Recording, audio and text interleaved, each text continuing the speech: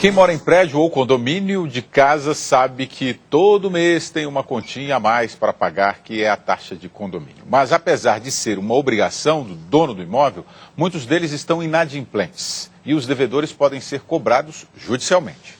Renato administra 4 condomínios em São Paulo onde moram 200 pessoas. Em 12 anos como síndico profissional, ele notou que quando a economia do país vai bem, a inadimplência nos condomínios fica em torno de 3%. Mas se a situação é inversa, essa taxa supera 10%. Quando a economia tem problemas, os condomínios também têm.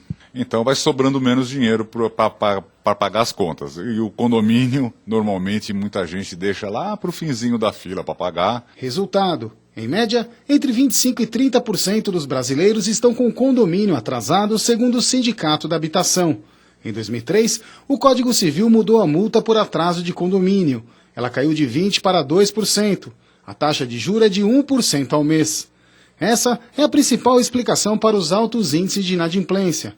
O brasileiro prefere pagar contas que têm juros mais altos, como as do cartão de crédito e a do cheque especial. Uma das providências seria exatamente fazer com que a punição pelo atraso do condomínio fosse maior, porque o condomínio que não paga, ele está prejudicando aqueles que pagam. Um levantamento feito pelo Sindicato da Habitação de São Paulo revelou que desde o final do ano passado vem aumentando o número de ações judiciais contra proprietários de imóveis que deixam de pagar o condomínio.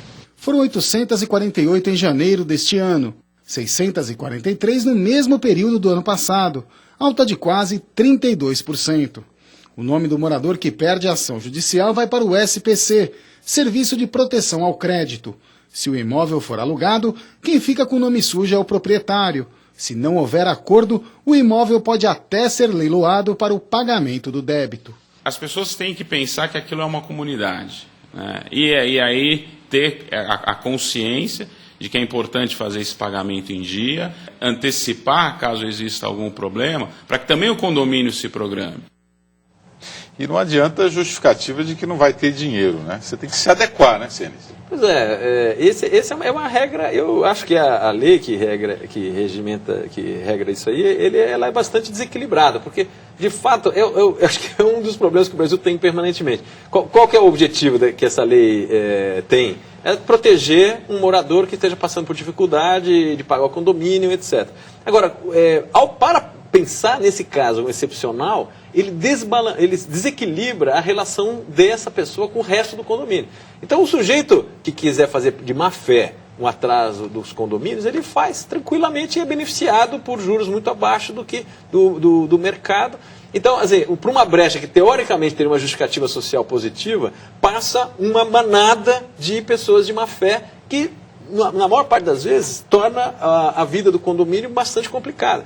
Então, para teoricamente proteger uma possibilidade de um morador, você desorganiza todos os condomínios da cidade. Então, é uma coisa, um problema, acho que existe, é recorrente aqui no Brasil para várias questões, e que, pensando até tendo um objetivo razoavelmente justificável, você desequilibra contratos os mais diversos. Esse é um dos casos que existe no Brasil. E prejudica o mercado, prejudica o bom funcionamento dessas instâncias.